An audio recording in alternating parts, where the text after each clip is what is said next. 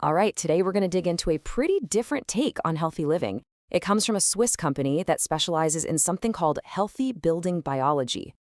And their whole idea, their core concept, is that the real source of our wellness issues might be hiding in plain sight, right inside our own homes.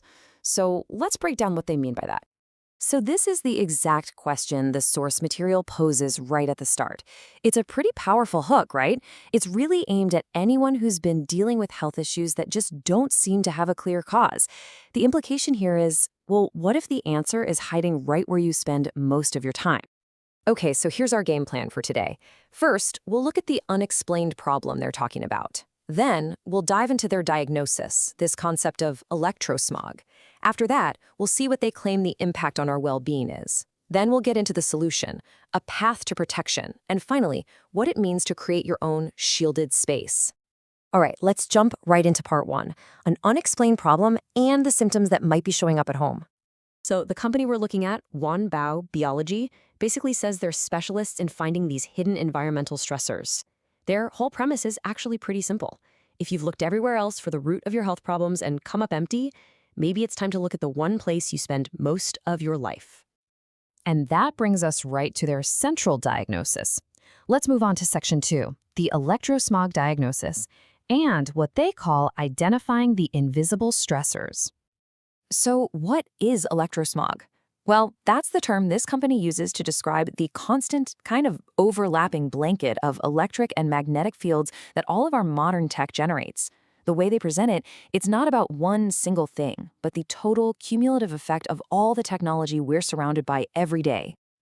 So where is all this electrosmog supposedly coming from? Well, according to the source, it's not just some far-off power line. We're talking about the everyday tech inside our homes. Things like our Wi-Fi routers, all those smart home gadgets, cell phone antennas, and even something as basic as poorly shielded wiring in the walls are all pointed to as potential contributors. Okay, so that's the diagnosis, but what's the actual impact they're claiming? Let's get into section 3, the impact on your well-being, everything from sleep loss to stress. And this is really where their whole argument comes together.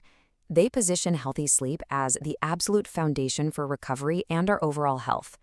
So their claim is pretty straightforward. If this electrosmog is messing with your sleep, then it's fundamentally disrupting your body's ability to repair itself and recover every single night. And to really drive this point home, the source points to a pretty stark statistic. A full third, 33%, of the Swiss population supposedly suffers from sleep problems. By highlighting this, they're framing the issue not as some niche problem for a few people, but as a massive, widespread challenge that maybe needs a new explanation. And here's the direct link they're trying to make. This quote from their material is really the cornerstone of their whole argument. They're saying that in almost every single bedroom they measure, they find a significantly higher exposure level than what's recommended by the European Academy for Environmental Medicine. And that's exactly how they tie those widespread sleep problems directly to their electrosmog diagnosis. So if that's the problem, what's the solution? Let's move on to section 4, which lays out the path to protection that this company proposes. Now, what's really crucial here is that they're proposing a very methodical approach. This isn't just about, unplugging your router and hoping for the best. It's a whole 3-step process. First, they measure and analyze the exposure that's already there. Second, they plan and consult with you to create a customized shielding plan. And finally, they actually implement that plan and then certify the results. And the ultimate goal here isn't just a quick fix.